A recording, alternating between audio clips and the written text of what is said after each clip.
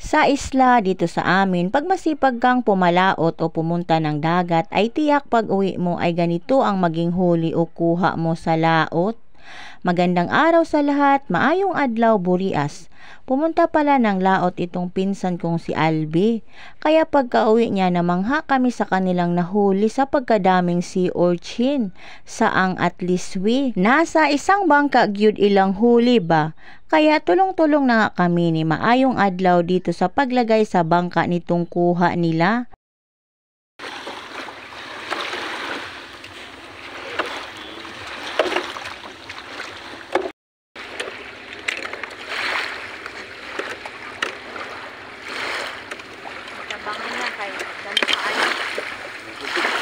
Namangha din ako nitong huli nilang isda kasi kulay itim. Sa dami din nilang seashell na nahuli, isang isda lang din ang kanilang nahuli. At kulay itim pa. Buenas guro ni Char. Bali, ang naipon pala naming seashell ay isang planggana gyud. At ang suwaki naman ay ganun din. Kaya pag masipag ka lang dito sa probinsya, pwede kang manguha nito then ebenta mo rin para pagkakitaan. May ulam ka na, may pangbenta ka pa.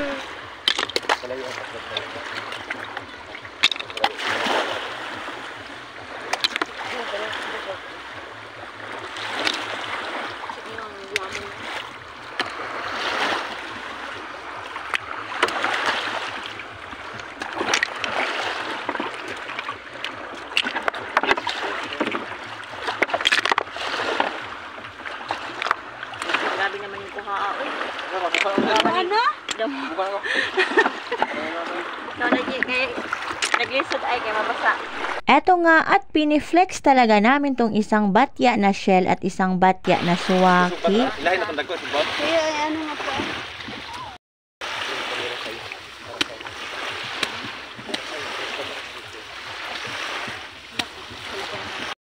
Ato ano nang lutoon doon?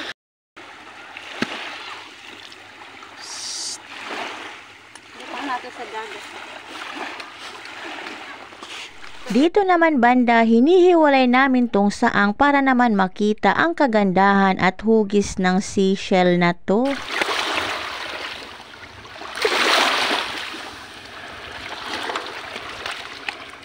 At sa lahat ng nakuhang saang, ito lang ang pinakamalaki. O diba, ang ganda ng pagka-create sa kanya ayon sa kanyang hugis at laki. Gamay lang gagida nito diyan.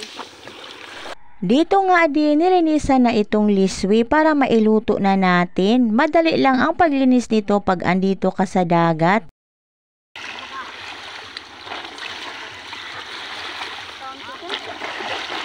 Uli na si Michael.